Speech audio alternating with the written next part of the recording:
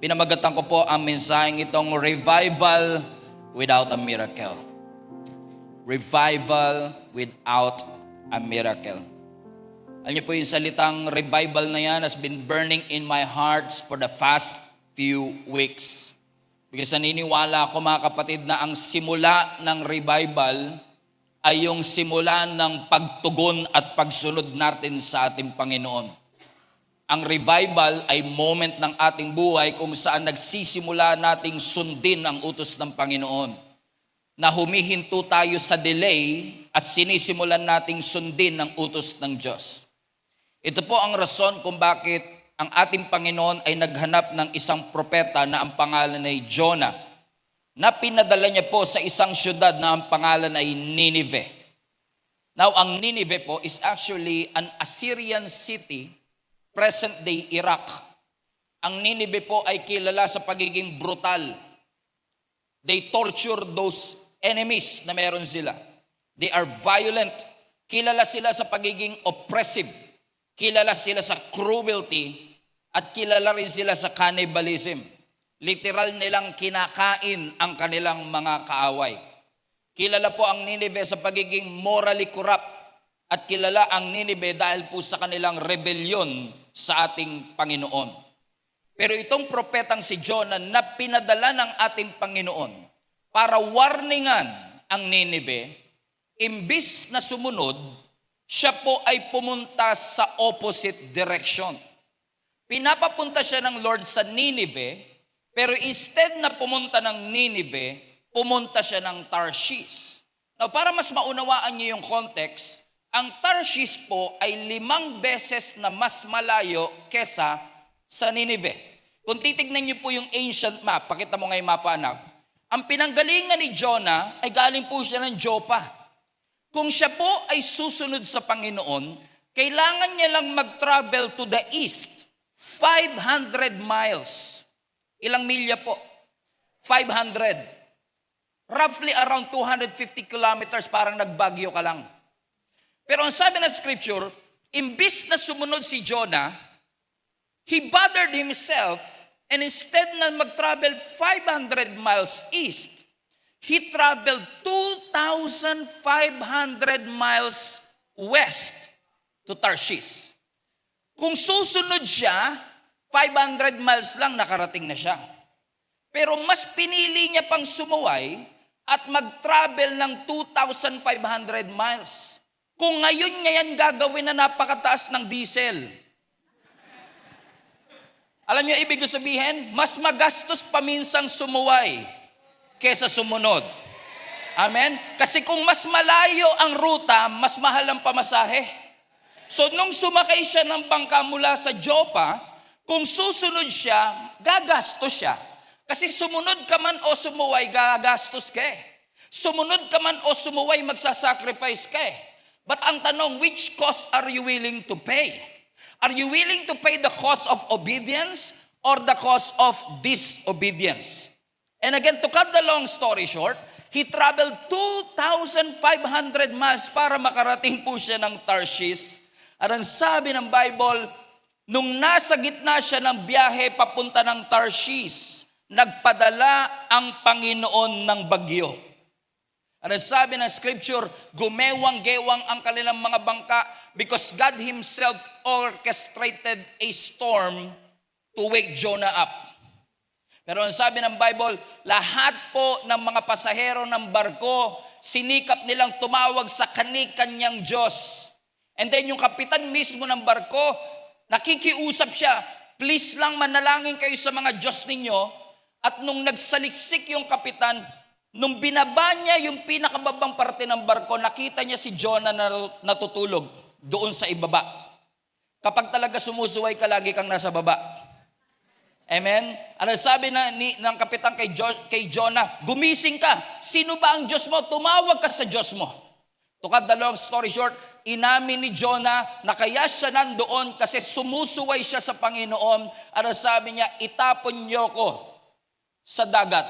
At hihinto ang bagyo na ito. Sabi ng scripture, ayaw gawin ng kapitan ito pero wala siyang nagawa. Nag-orchestrate siya ng palabunutan at ang nabunot na pangalan, taran, si Jonah.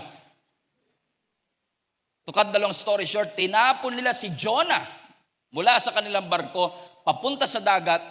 Ang sabi ng scripture, pagkatapon ni Jonah doon sa dagat, biglang huminto ang bagyo. Pag talagang sumusunod ka, pati mga kasama sa barko, naliligtas sila. Amen. Because of God's grace. Huminto. Wala sa Bible to, pero sabi ng kapitan, confirm. Siya ang dahilan kung bakit tayo naghihirap. Sabi ng Biblia, nung tinapon si Jonah doon sa dagat, ang Diyos ay nagpadala ng espesyal na isda, goldfish. Just kidding. Nagpadala siya ng isda at kinain si Jonah ng malaking isda. At si Jonah ay nanatili sa loob ng tiyan ng isda 3 araw at 3 gabi. And kung babasahin niyo po ang Jonah chapter 2 and then Jonah chapter 3, makikita niyo po na nung nasa loob ng tiyan ng isda itong si Jonah, he had a moment of realization. He had a moment of repentance. At sabi ng Bible, after 3 days and 3 nights, niluwa uli siya ng malaking isda. Guess where? Sa Nineveh. Sumuway ka man o sumunod, sa Nineveh ka pupunta. 2 ang ruta. Gusto mo bang dumiretso na ng Nineveh? O gusto mong tumakbo sa Panginoon at ipakain ka sa isda at iluluwa ka rin sa Nineveh? Either way, kung saan ka pinapadala ng Panginoon, doon ka pa rin talaga dadali ng Panginoon. Ako po ang buhay na patotoo na kahit takbuhan mo ang pagpapastor, ang ending mo, pastor ka pa rin. Amen? Sabi mo sa katabi mo, huwag ka nang tumakbo. You can run away from God, but you cannot outrun our God. Mas mabilis tumakbo ang ating Panginoon. At sabi ng Biblia, pagdating ni Jonah doon sa Nineveh, verse 1 ng Jonah chapter 3, and then the word of the Lord came to Jonah, highlight this part, a second time. When I was reading this again, I was amazed by our God. Kasi ang Diyos natin is so good and gracious. God did not just save Jonah's life. God wants to use his life again to be a preacher and a prophet to preach the gospel to the Ninevites. Meaning, nagkamali siya, sumuway siya, pero God did not give up on him. God gave him a second chance. And how many among you are grateful na ang Diyos na pinaglilingkuran natin, nagkamali tayo, nakalimot tayo, but our God is a God of second chance. Na kung si Peter ay binigyan ng second chance, kung si Abraham ay binigyan ng second chance, kung si Moses ay binigyan ng second chance, kung si David binigyan ng second chance, kung si Jacob binigyan ng second chance, at si Thomas binigyan ng second chance, at ang prodigal son ay binigyan ng second chance, naniniwala kong ikaw at ako ay binibigyan ng Panginoon ng second chance, third chance, fourth chance, and infinite chances. Why, mga kapatid? Because your failure doesn't cancel the calling of God in your life. Pwedeng sabihin ng Panginoon, since sumuway ka, hahanap na lang ako ng ibang propeta. Pero hindi humanap ang Panginoon ng ibang propeta. Tinawag niya uli. Hallelujah. Tinawag niya for the second time itong si Jonah. At ang sabi ng Panginoon sa kanya, you will speak again. I will send you again. I will trust you again. I will restore you again. How many of you can relate to Jonah? Sabi mo sa katabi mo, parang ikaw si Jonah. Parang ikaw si Jonah. So God spoke to him the second time. Ano sabi na scripture? Go to the land of Nineveh. Alam niyo, ang Nineveh is one of the largest city in ancient history. Ang sabi po mismo ng mga survey, approximately 120,000 in population. Pero kung titignan mo, yung revival na nangyari sa kanilang city, ang Nineveh ang pinakahuling city na mai-imagine mong pwedeng mangyari ang revival. Because ang Nineveh ay lugar ng mga pagano. Ang Nineveh, violent, brutal, halang ang kanilang mga kaluluwa. But when they heard God's word, something supernatural happened. Kasi ang sabi ng Biblia, people humble themselves before the Lord. Na ang sabi nga na scripture, if my people will humble themselves and pray and turn from their wicked ways, I will hear from heaven, forgive their sins, and I will heal their land. People humble themselves before the Lord na maging yung hari, bumaba sa kanyang trono at nagpatawag ng malawakang prayer and fasting. So today I want to show you bakit at paano nangyari na yung isang brutal, halang ang kaluluwang syudad ay nakaranas ng revival.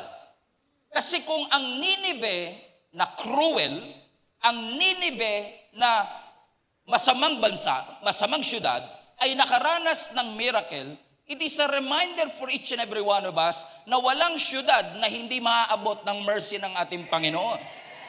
So, ano ang naging trigger point para maranasan ng Nineveh ang revival?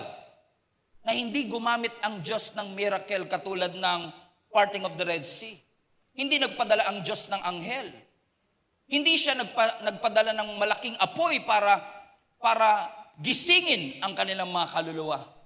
Ano ang ginamit ng Lord para mag-send ng revival sa Nineveh? Number one, makikita po natin that because revival happened in Nineveh, it started with the power of God's word.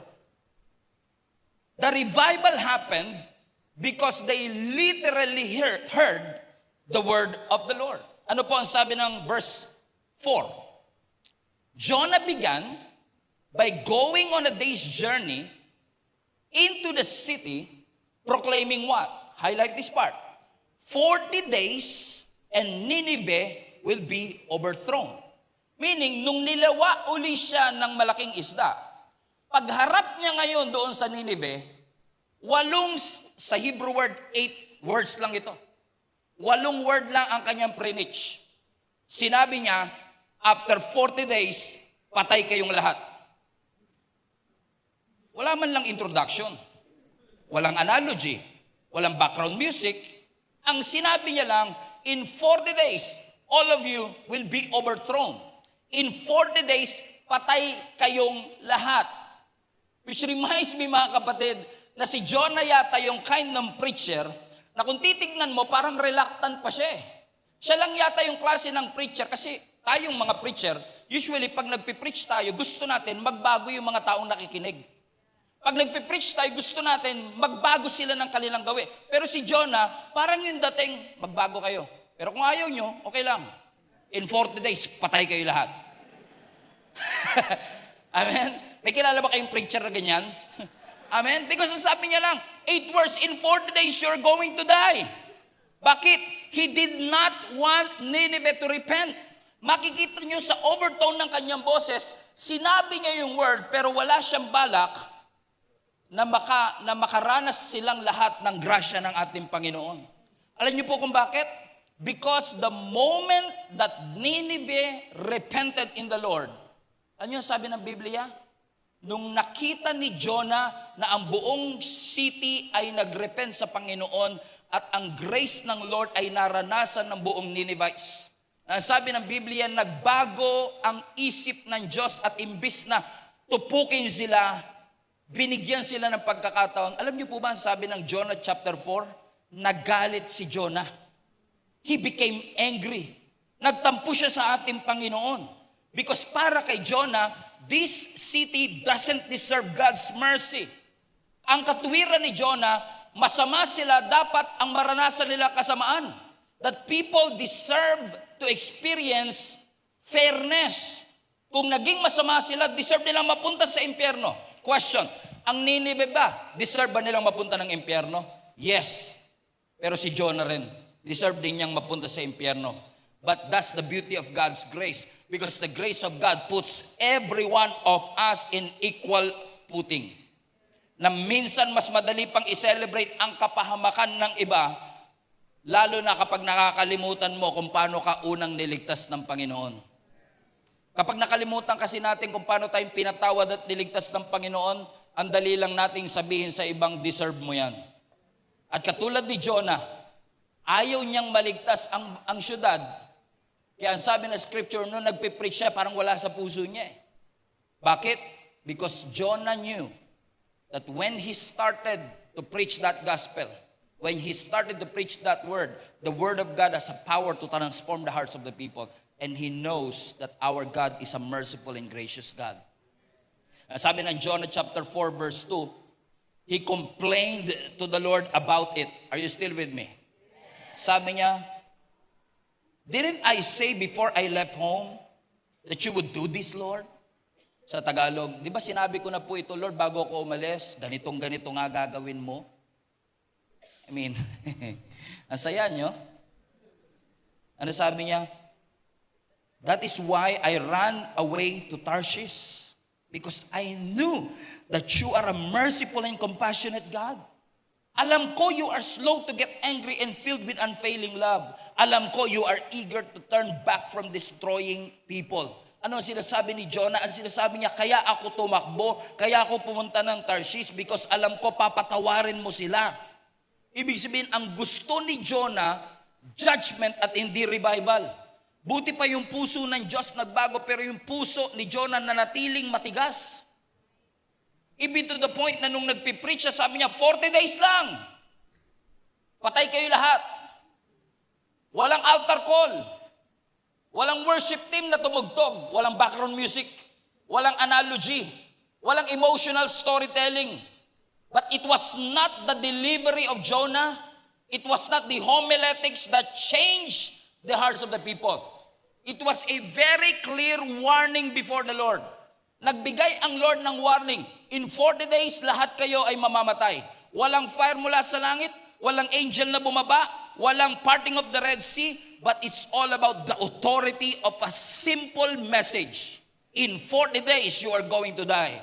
And then when they responded to God, hallelujah, when they heard the word of God at nag-respond sila sa ating Panginoon, naranasan ng Nineveh ang pinakamalaking revival in history.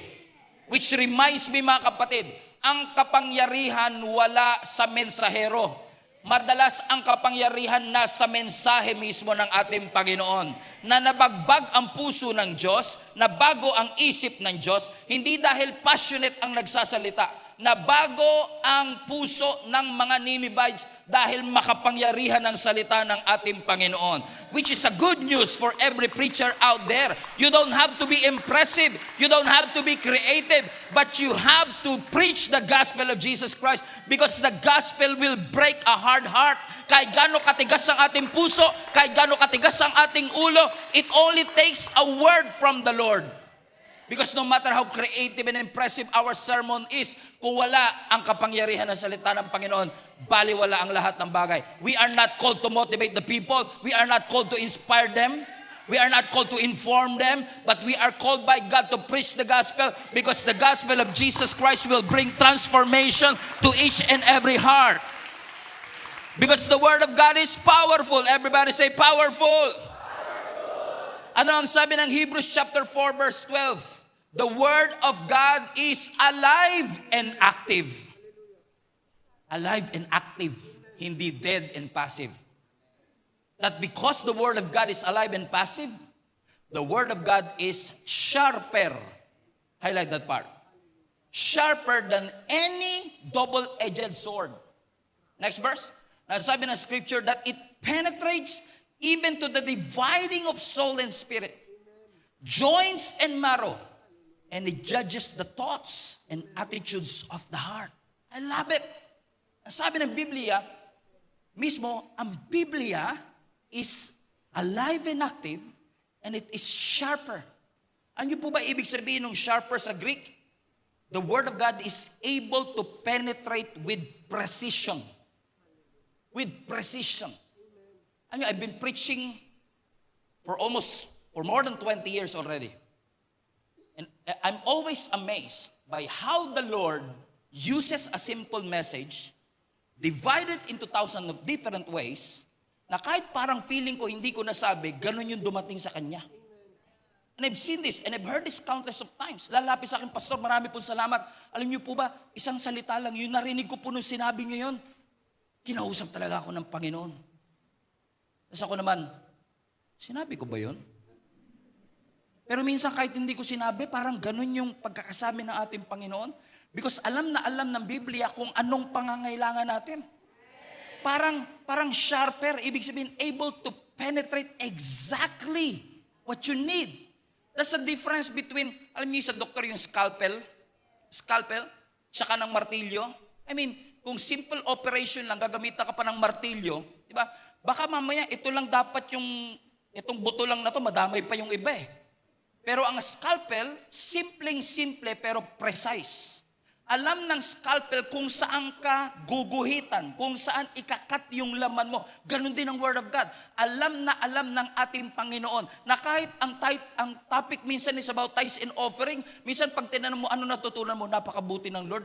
Nabasa niyo na ang Diyos natin mapagkakatiwalaan talaga. Faithful talaga ang ating Panginoon. Teka lang, generosity ang topic natin. Fasting ang topic natin. Parang ang layo yata nun. Because the Word of God has the power. It is sharper than any two-edged sword that He knows exactly what you need. He knows exactly what you need. Sino rito makakapag-testify, mga kapatid, na minsan pumupunta ka rito, pero parang pakiramdam mo, ikaw kinakausap ng Diyos. And I've heard this so many times, Pastor, parang ako kausap mo, parang ako kausap mo, parang ako kausap mo. Lagi ko lang sinasabi, ikaw talaga kausap ni Lord. Kaya sabi mo sa katabi mo, huwag ka nang magturo, ikaw ang topic ni Lord today. Amen? It cuts exactly where you want it. Simple, but surgical. Na nung si Peter nag-preach, ang dating sa mga tao, it cuts their heart. Kasi the Word of God cuts and breaks na tumitimo, tumutusok sa ating mga puso. That even the wicked king, King Josiah, he repented when he heard the word of the Lord. Why? Because the word of the Lord, kahit gaano kahalang ang sikmura ng mga Nineveh, the Word of God has the power to transform. And hindi ako magsasawang sabihin to over and over again. The Bible is the smartest book in the world. The Bible is not given to us to be just a source of inspiration. It is inspirational. It is informational. It is motivational. But what this book had na wala sa ibang libro is that this word has the power to transform your life. Everybody say transformation. So what led them to revival? Number 1, the power of the Word of God. Number 2, what led them to revival is the power of their conviction. So hindi lang nila narinig ang salita ng ating Panginoon, ang sabi ng Biblia, na-convict ang kanilang mga puso. Verse 5 tayo. Ang sabi ng verse 5, the Ninevites believed God. Na dahil naniwala sila sa Panginoon, nag-fasting sila. Nagproklama ang hari ng fasting. Na ang sabi, all of them, mayaman o mahirap, matanda o bata, pati hayop included. Sabi mo sa katabi mo, wala kang takas. Pati hayop kasama. Ang sabi ng Biblia, nagdeklara. Wala akong ibig sabihin, kayo lang nagbigay ng kahulugan. Okay, ang sabi ng Biblia, pinatawag ng hari ang lahat at sabi niya, magpa-fasting tayo. Why? Because, ang sabi ng Biblia, they believe God. Highlight that part. And it's interesting to me na kami mga preacher minsan, we need 50 minutes to preach a sermon. Pero minsan wala pang repentance after. Pero si Jonah, 8 words lang, and it brought the entire city to repentance. Bakit? Hindi lang nila narinig yung mensahe, pinaniwalaan nila yung mensahe. They believed the Word of God, and because they believed the Word of God, nagbigay ito ng conviction sa kanilang puso. Look at the verse again. Hindi po sinabi ng scripture, the Ninevites believed Jonah. Hindi sinabi ng scripture na naniwala sila kay Jonah. Ang sabi ng scripture, naniwala sila kanino po? Sa ating Panginoon. Na na-amaze nga ako, parang mas mabilis pa yung pagre-repent ng Ninevites kaysa nung sumunod si Jonah. Pero that moment nung narinig nila, 40 days lang, patay kayong lahat. They recognize the truth of God's word. And yes, yung preacher ang nagsalita, pero yung word of God ang nagbigay ng conviction sa kanilang puso.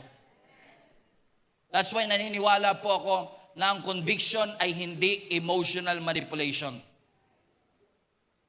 When we say na-convict ako, hindi ibig sabihin you are emotionally manipulated. Naniniwala po ko ang conviction ay Diyos mismo na kumikilos, na ginigising po niya ang ating konsensya. Na for many years you are living in sin, and then all of a sudden, nung narinig mo ang word of God, kinonvict ng Lord ang puso mo, all of a sudden you realize, mali ako. Matagal mo nang ginagawa, pero there was a moment na kinonvict ng Lord ang puso mo at na-realize mo, mali ito. Tama ang Panginoon. That is the conviction. At minsan, pag kinukonvict tayo ng ating Panginoon, parang naiirita ka. Parang paulit-ulit si Lord. May mga pagkakataon bang ganun sa inyo? Pagbukas mo ng Bible ng umaga, sabi ng Lord, magsisi ka na, mahalin mo ang kaaway mo. Baka para sa iba to.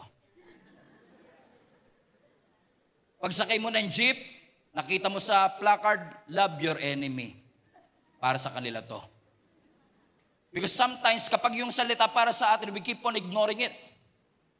Amen? But the moment that the word of God is being preached and your heart is being convicted, marirealize mo, matagal ko na itong ginagawa. Pero I know, I just realized today, I am wrong.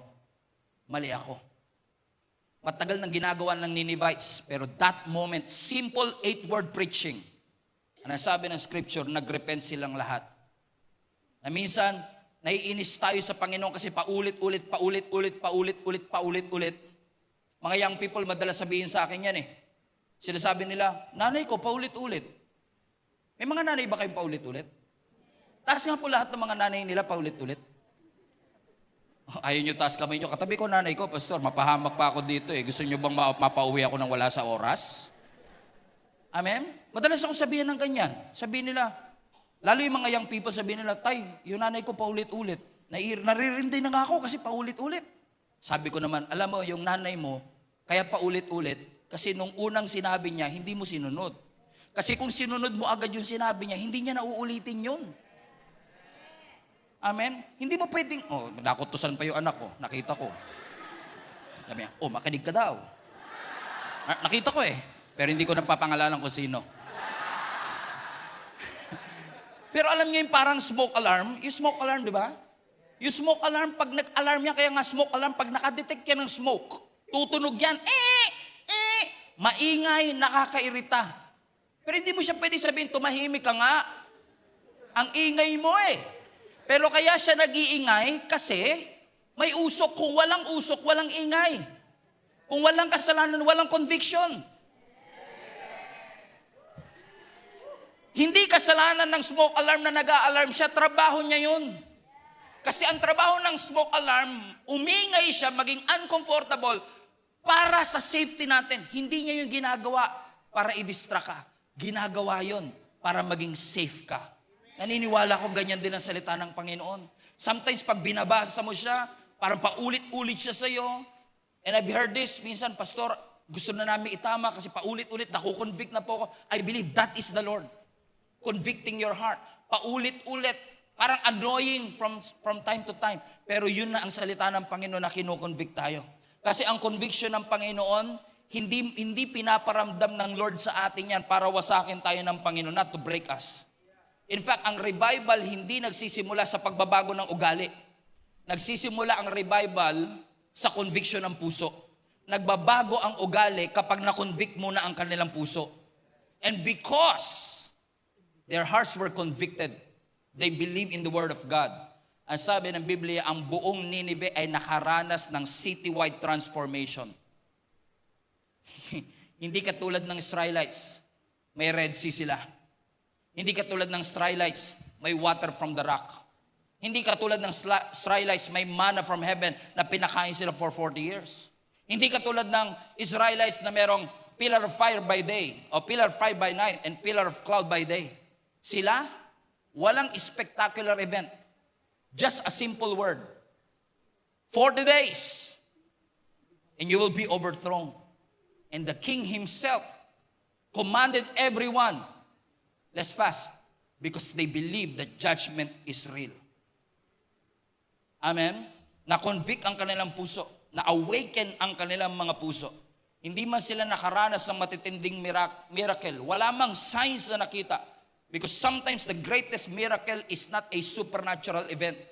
Minsan ang pinakamalaking revival, yung nagbago ang ating puso. Amen? Yung pagbabago ng puso ng mga tao at pagbabalik loob sa Panginoon. Yan yung revival.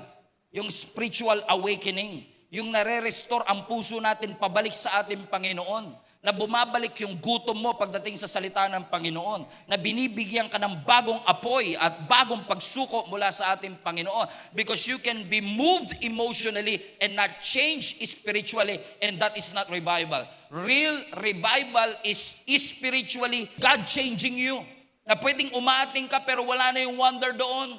Na pwedeng naglilingkod ka pero wala na yung pagmamahal mo doon. Na nananalangin ka pero duty na lang yan at nag-worship ka as a performance. Revival cannot happen if we are still in love with compromise. Amen. Pag mahal na mahal natin ang compromise, hindi magkakaroon ng changes ng ating buhay. But the moment na yung kasalanan naging mabigat, doon nagsisimula ang revival. Yung dating sanay ka na, bumibigat ngayon. Na dati pag kinokorek ka, sila pa kontrabida. Pero all of a sudden, when they corrected you, you now see holiness as beautiful. All of a sudden, you can see transformation in your heart. Yung dating nasanay ka, because you've been doing that for years, all of a sudden, every night di ka makatulog. Is it as if God is convicting your heart? Is it as if God is waiting for you to respond? The phone will keep on ringing because God wants to call you. And God wants you to answer. And I pray in Jesus' name that God will convict our hearts today. Because God is so good. He wants good things in your life. Bata pala ako, naririnig ko na, send revival, Lord, send revival, Lord, send revival, Lord. Alam mo, ang mensahe ng Panginoon sa atin today, revival starts with you.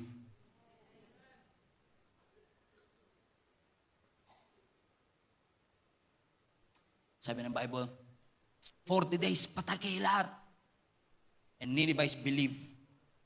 They believe in the Lord. What happens next is amazing. Sinasabi ng Biblia, nagpatawag ang hari ng fasting, kahit hayop nag-fasting. Kung makakapagsalita lang yung baka, sasabihin ng baka, kayo may kasalanan, damay ako. Kasi mayaman, mahirap, hayop o tao, nag-declare ang hali ng fasting. And look at the progression. They heard the word, their hearts are convicted, narinig nila ang salita, na-convict ang kanilang puso, pero hindi pa dumating ang revival. Kailan dumating ang revival? Nung nag-repent sila. So do you want to experience revival without a miracle? You need to realize it is the word of the Lord that brings revival. And that word will bring conviction in your heart. And that conviction should lead us to repent of our sins. Amen? Sabi ko kay Lord, Lord, pag preach ko to, tatahimik sila. Wala mag-i-amen masyado. Pero hindi ko naman alam na ganito katahimik talaga sobra. Sabi ng Bible, verse 6, nung nakarating yung warning ni Jonah sa hari ng Nineveh, he rose from his throne, took off his royal robes, covered himself with sackcloth, and sat down in the dust.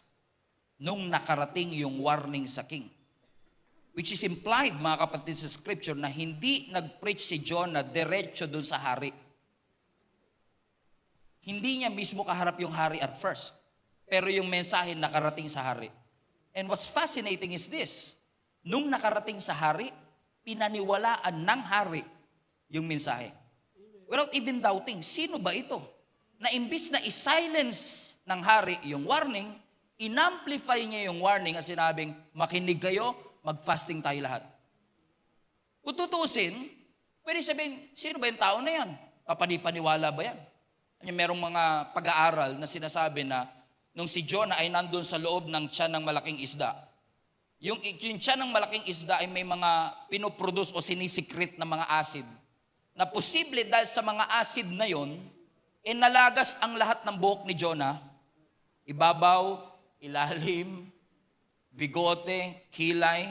Imagine niyo for 3 days and 3 nights, dahil dun sa acid na yon, naubos ang lahat ng kanyang mga buhok, niluwa siya ng isda sa Ninive, walang buhok lahat, and sabi niya, 40 days lang, patay kayo. Parang hindi ka maniniwala eh. Sabi mo, meron na namang di nakainom ng gamot, alas 2 na kasi. Parang hindi ka maniniwala kami. Bakit ako maniniwala sa iyo? And what's fascinating is, hindi niya direct lang kausap ang hari, pero nung nakarating yung mensahe sa hari, the king did not silence the warning. The Bible says he amplified it. At nagpatawag siya ng citywide prayer and fasting. Manalangin tayong lahat. Buti pa yung hari, umaasa siyang magbabago yung syudad. Pero si Jonah, sana wag kayong magbago. Kung sino pa yung preacher, he doesn't want for them to change. Pero ang tanong, nangyari ba ang revival dahil lang nag-fasting sila? No, it's a start. But revival did not happen because they fasted. Let's read the scripture. Verse 10. When God saw what they did, ano ba ginawa nila? Nag-fasting. When God saw what they did, and, come on now, and how, highlight this part, and how they turned from evil ways. So na-convict ako, nag-fasting ako, tapos na ba? No. Ang tunay na revival nangyari nung tumalikod sila.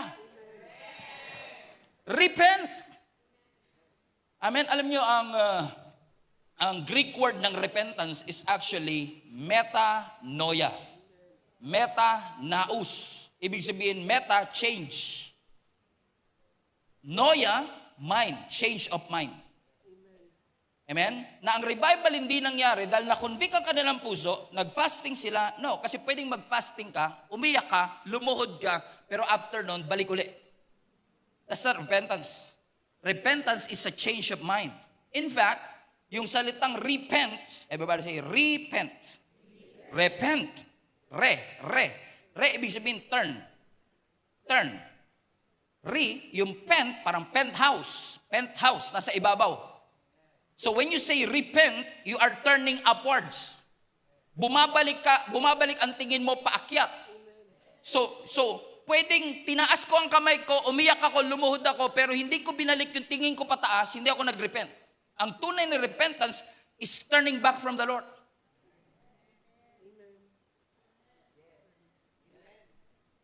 Hindi nagbago ang isip ng Diyos dahil nag-fasting lang sila. Kakaawa naman yung baka, walang kinalaman, nag-fasting pa. Sige, ligtas na natin sila. Hindi, ang sabi ng scripture, and how? Balik mo anak. Yes, nakita ng Lord ang kanilang ginawa, but nakita din ng Panginoon kung paano sila nagbalik loob sa Panginoon. Nakita ng Panginoon hindi yung emosyon nila. Nakita ng Panginoon hindi lang po yung fasting nila. Hindi lang po yung heart cry nila. Nakita ng Panginoon kung paano silang nagbalik loob sa Diyos. Because that's what repentance is all about. Repentance is not just feeling sorrow for your sin. Repentance is not just feeling bad for what you've done. Repentance is not regret. Repentance is not guilt. Repentance is not shame. Repentance is a change of direction. Repentance is turning back to God. You are turning away from sin and turning to God. That's why the runaway prophet brought massive revival, not because they fasted. Kasi ang tunay na repentance is turning your face back to the Lord. Pwedeng habang tumatakbo at naglilingkod, Lord, sorry po, patawarin niyo po ako, but you continue doing sin. That's not repentance. Ang tunay na repentance, Lord, sorry po, I will turn back to you. Kasi kung alam mo mahuhulog ka na sa bangin, ikaw nagdadrive, walang pakialaman sa sakyan sa'yo kahit anong takot mo. natatakot ako, malalaglag tayo, Pero hanggat hindi mo pinipihit yung manibela, hindi maliligtas ang iyong buhay. Hanggat hindi mo pinipihit yung manibela, hindi magbabago ang direksyon ng iyong buhay. That's true repentance, my friends. That's true repentance. Na ipihit natin, baguhin natin ang thinking natin. Kaya hindi lahat ng umiiyak nagre-repent. Nineveh did not just felt that remorse. They changed their behaviors. Just like when Apostle Paul preached to the Pharisees. Yung mga Pharisees na nagpa-crucify kay Jesus Christ. Ang sabi ni Apostle Paul sa kanila, everybody read this. Friends, Acts 3. I realize that what you and your leaders did to Jesus was done in ignorance. Meaning, alam ko, wala kayong kamalay-malay na Son of God ang pinapako nyo sa krus. Verse 18, but God was fulfilling what all the prophets have foretold about the Messiah, that He must suffer these things. 19, now, repent of your sins. Everybody read. Kahit sugatan na, and turn to God, so that your sins may be wiped away. Ang repentance na papatunayan, hindi pag bumagsak ang luha. Ang repentance na papatunayan, pag pinihit mo ang iyong buhay. Ang tunay na repentance may visible change. You change your mind, you change your life, you change your thoughts. You change your ways. Amen. Amen. Let me just tell you this. For many years, I always thought that repentance will come kapag natakot ang tao sa punishment ng kasalanan. Magsisi kayo, kung hindi mapupunta kayo ng impyerno. May mga nagbago naman because of that. But if you want to do it biblically, the Bible says that it was not the fear of punishment.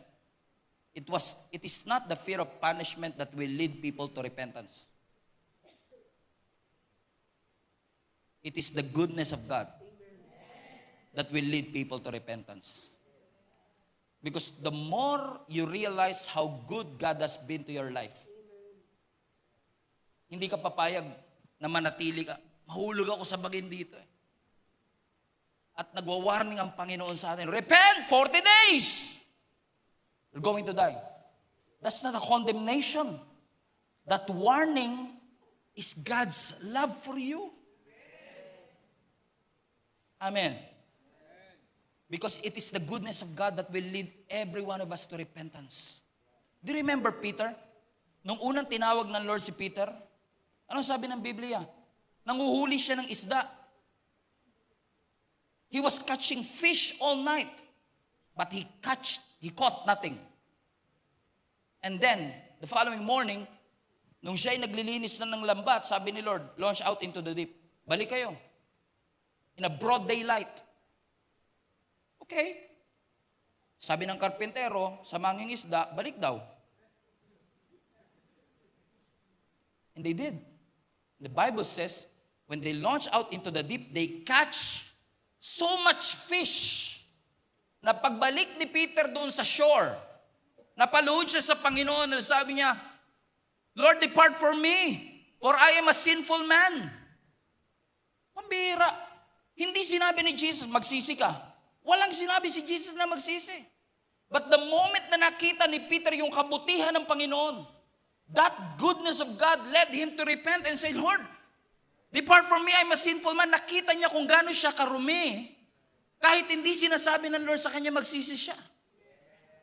It was the goodness of God that led Peter to repent. And the moment you rehearse in your mind kung gaano kabuti ang Panginoon, na winawarningan tayo ng Panginoon, hindi dahil gusto niya tayo mapunta sa impyerno. No. Yung warning ng Lord sa Nineveh ay hindi dahil gusto niya ang mga Ninevites ay mapunta sa impyerno. No. He was warning them because God wants them to be saved. He was asking the preachers to preach repentance because He wants every one of us to change our thoughts and our ways, because He doesn't want for us to experience the least but the best that God has for us. Gusto ng Lord maranasan natin. And every time we say, God is good and He is good all the time. Kilala niyo si Zacchaeus? Yung basketball player sa Bible? Si Zacchaeus, ang problem sa kanya, medyo hindi po umabot ng 5 feet yung kanyang height. So medyo maliit si Zacchaeus. Pero si Zacchaeus mataas ang posisyon sa gobyerno, tax collector, BIR, and head of the BIR. Sabi ng Biblia, he was curious about Jesus Christ. Umakyat siya ng sycamore tree para lang makita ang ating Panginoong Yesus. Na yung dating laging nakatingala, ngayon, tiningala ni Jesus. Sabi niya, "Lika, pupunta ako sa bahay mo." Sabi ng Biblia, takang-taka mga tao, kasi bakit si Jesus kakain kasama ang makasalanan? Bakit kakain si Jesus kasama ang traidor? Dapat ang kasama ni Jesus yung mga holy people, mga righteous people. Pero bakit kasama ni Jesus yung mga makasalanan? Nasabi ng Biblia, doon mismo sa bahay ni Zacchaeus, out of nowhere. Come on. Out of nowhere. Just because Zacchaeus experienced God's acceptance na habang lahat dinidespise siya, habang lahat nandidiri sa kanya, si Jesus ang sabi niya, "I want to come to your house." When he experienced God's acceptance, ang sabi ni Zacchaeus mismo, "Jesus, lahat ng kalahati ng yaman ko ibibigay ko sa mga mahihirap. At kung meron man akong nadaya, ibabalik ko 4 times. Never sinabi ni Jesus na gawin niya yun. Hindi sinabi ni Jesus, balik mo lahat. Pero ano sabi ng scripture? It was the goodness of Jesus Christ that brought Zacchaeus to repent and change his ways. Amen? Amen? So don't think for a moment that it was our fear of judgment lang. Kasama yun. Of course, ayaw natin mapunta ng impyerno. But as far as Christianities are concerned, mas excited tayo sa langit kaysa takot tayo sa impyerno. Why? Because heaven is heaven because God is there. And the more you realize how good God has been, sa dami-dami ng pagkakataong pwede kang iwanan ng Diyos, hindi ka iniwan ng Diyos. Sa mga panahong kinalimutan mo siya, hindi ka kinalimutan ng Panginoon. Na nung nagkasala ka, nagkamali ka, pinatawad at tinanggap ka pa rin ng ating Panginoon, marirealize natin, Lord, depart from me. I am a sinful man. I want my life to change. Sabi ng Biblia, yung buong city ng Nineveh ay nagrepent sa ating Panginoon, nagsisi sa ating Panginoon, nagfasting sa ating Panginoon. Verse 10, let's continue reading. When God saw what they did and how they turned from their evil ways, everybody read that next part. He relented. Next, He relented and did not bring on to them the destruction He had threatened. New Living Translation. He changed His mind and did not carry out the destruction. I believe this is one of the most profound revelation of the book of Jonah. Na ang warning ng Diyos is not meant to destroy them. It was meant to save them. Walang miracle na naranasan ng Nineveh. Walang sign from heaven. Walang impressive sermon. Hindi perfect ang preacher. Walang dramatic miracle. And yet, the entire city repented before the Lord. All it takes is one willing messenger and a city that are willing to listen to God and change their ways. I believe God wants to remind each and every one of us today. God wants you to experience revival in your family. You don't have to wait for supernatural things to happen na kailangan may pilay na makalakad, may binging makarinig, may bulag na makakita para masabi nating totoong may revival sa simbahang ito. If somebody is depressed and God brought peace in his heart, that's revival too. A change of heart and a change of transformation is revival too. But allow the goodness of God to lead you to repent. It takes a word, a conviction, and a turn repentance that brought revival to the city of Nineveh. I believe with all my heart na ang 2026 is not just a year of stability. This is also a year where revival will be evident in every person, every member, every leader, every volunteer of our church. Amen. God loves you. He cares for you. Mahal ka ng Panginoon sa gitna ng iyong pagkakasala at pagkakamali. Winawarningan tayo ng Panginoon not because He wants us to go to hell. Winawarningan tayo ng Panginoon because He wants to save us. And God wants us to experience the best. Hindi na natin kailangan pumunta ng langit para maranasan muna yon. While we are still here on earth, God wants us to experience the best that God has for us. Ito na kaya yung araw na sasabihin mong, Lord, mali ako. Mali itong ginagawa ko. Change my heart. Baguhin niyo po ako. Babalik po ako, Panginoon. I will turn back to you. It's not too late to change. It's not too late to be transformed. Pagdating sa transformation, tomorrow might be too late. Hindi po aksidenteng dilala tayo ng Panginoon sa lugar na ito. Naniniwala kung gusto ng Panginoon marinig natin ang mensaheng ito. Because He is so good, so gracious. And I say this not with condemnation or judgment, that probably we are living in sin and you know it. You have a lifestyle of sin. You have addictions that destroyed your life. And you know it. I may not know it. We all have our sins. Lahat po tayo may kasalanan. I have my dealings too. May mga kasalanan din akong dinidil sa Panginoon. But together, God wants us to be reminded today. Lord, I'm sorry. We're wrong. Enable mo kami, Lord, to turn back. Kasi kung tayo lang, hindi nyo po kayang pagtagumpayan yung addiction na yan. Kung ikaw lang, hindi nyo maaayos yung relationship ninyong mali. Kung kayo lang, hindi natin maiaayos at maa-address yung issues na meron tayo. Allow the goodness of God to embrace you. Allow the goodness and mercy of God to remind you. He wants you saved. He wants you whole. Respond to the Lord. 40 days. Sabi ng scripture, all of them believed God. Sana ngayong araw nito, all of us will believe in the Lord.